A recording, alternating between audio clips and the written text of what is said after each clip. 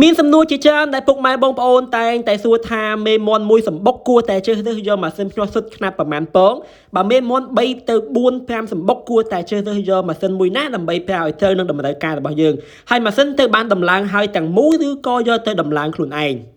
ដូច្នេះពីហាងពីមី Incubator យើងខ្ញុំមានម៉ាស៊ីនភ្ញាស់សុទ្ធអូតូស្វ័យប្រវត្តិចំនួនថ្មីចំនួន3ខ្នាតដើម្បីផ្ដល់ភាពងាយស្រួលសម្រាប់បងប្អូនសម្ដេចចិត្តគួរតែជ្រើសរើសយកម៉ាស៊ីនខ្នាតមួយណាយើងមានម៉ាស៊ីនភ្ញាស់សុទ្ធខ្នាត15ពងសម្រាប់មេមន់មួយសម្បុកហើយមួយនេះខ្នាត32ពងសម្រាប់មេមន់2សម្បុកហើយប្រភេទមួយនេះវិញគឺជាខ្នាត48ពងសម្រាប់មេមន់3ទៅ4សម្បុក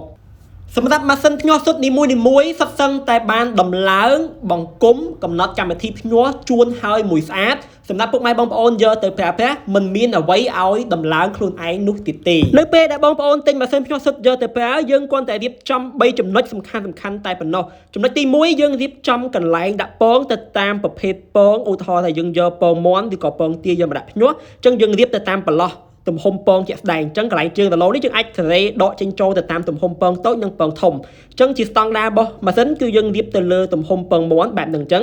បាទអញ្ចឹងយើងយកពងមកលើជាមួយនឹងប្រឡោះដែលបង្វិលពងជាក់ស្ដែងតែម្ដងណាអញ្ចឹងយើងអាចសេរីលៃលើកចេញចូលបានបន្ទាប់មកចំណុចទី2បងប្អូនគ្រាន់តែភ្ជាប់ជើងដបទឹកអូតូជាមួយនឹងម៉ាស៊ីនហើយយើងស្វែងរកជាមួយនឹងប្រភេទដបភេសជ្ជៈយើងអាចប្រើដបកូកាក៏បានឬក៏ដបទឹកសុទ្ធក៏បានដែរសម្រាប់ភ្ជាប់ជាប្រព័ន្ធទឹកអូតូបង្ហូរចូលក្នុងម៉ាស៊ីនអញ្ចឹងយើងមិនចាំបាច់ហត់អង្គុយចាក់ទឹកជារៀងរាល់ថ្ងៃទេហើយចំណុចទី3យើងគ្រាន់តែគ្របកម្របម៉ាស៊ីនយើងរៀបចំដោតដោយភ្លើងយកតែម្ដងបើសិនជាបងប្អូនទាំងគ្នាប្រើជាមួយនឹងអាគុយអាចចាប់ជាមួយនឹងអាគុយ DC 12V បានឬក៏ប្រើជាមួយនឹងភ្លើងអាគិសនី AC 220ក៏បានដែរតែដោតភ្លើងហើយបងប្អូនមិនចាំបាច់ចុចកំណត់អីទេខាងខ្ញុំបានរៀបចំកំណត់កម្មវិធីភ្ញាស់ពងមាន់ឲ្យមកស្អាតតែម្ដងណាគឺយើងប្រើកម្ដៅ